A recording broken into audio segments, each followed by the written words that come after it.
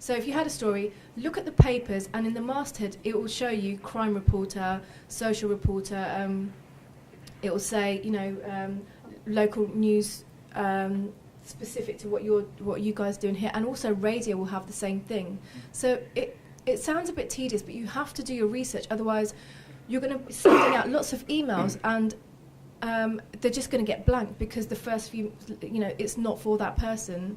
When you do that, I think your email heading should be very concise, not very wordy, this date, and don't ever put urgent in heading, because everyone's story is going to be urgent. And then your first few lines, I'm contacting you because I've seen that you cover X, Y, and Z, and your recent report on blah, blah.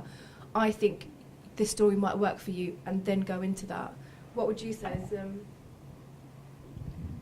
I agree. You mentioned not putting urgent in the email. That's a classic one, because in our central box we get thousands of emails every day. Everyone's quite busy working towards different deadlines for the programme, for online. So I think the message here is to really try and make your story stand out. And also, don't be too disappointed if it doesn't get coverage on TV. Online is big business these days. Our website, itv.com/central, has stuff that we can't get on TV, because obviously we've got lunchtime bulletins, 6 o'clock and the late. But if something happens in between those or after that we can't do, that doesn't mean the story's not going to get covered. You will still, you would hope, get something on the website, which, our Twitter profile, we've got, I think, 65,000 followers.